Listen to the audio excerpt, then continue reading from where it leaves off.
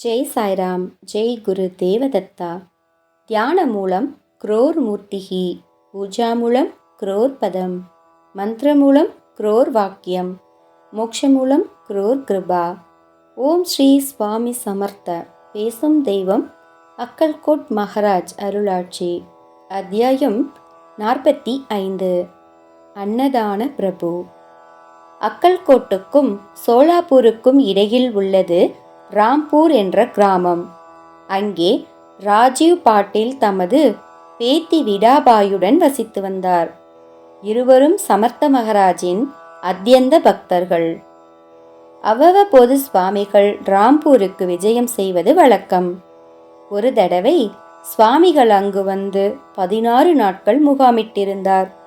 கூடவே சோலப்பா, கணபதி ராவ், ராம்பாவோ, தாடிவாலே, மகாதேவ் பட், பாபா சாஹேப் யாதவ் முதலிய பக்தர்களும் வந்திருந்தனர்.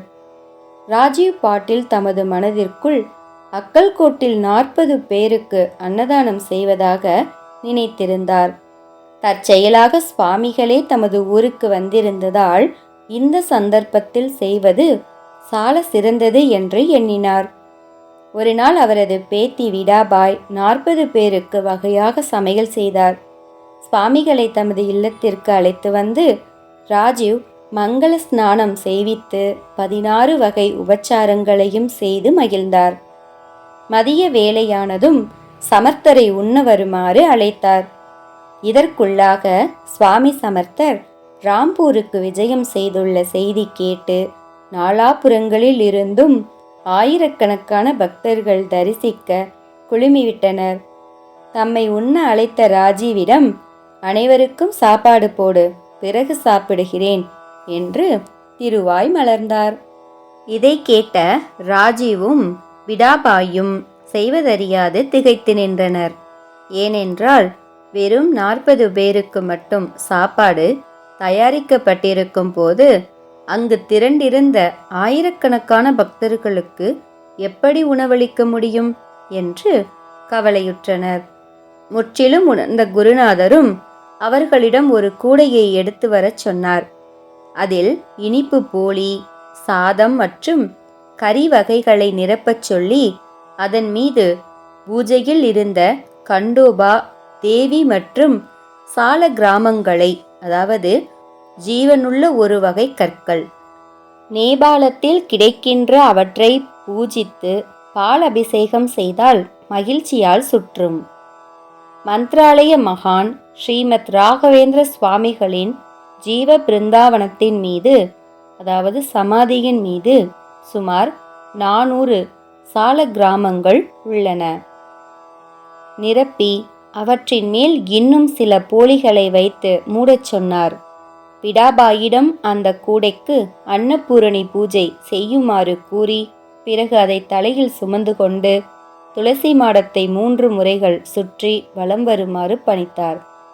முடிந்ததும் அந்த கூடையை தமது அருகில் வைக்கச் சொல்லிவிட்டு, குரு மகாராஜ், இப்போது சமையல் அறையிலிருந்து அனைவருக்கும் வயிறு நிறைய உணவு பரிமாறுங்கள்.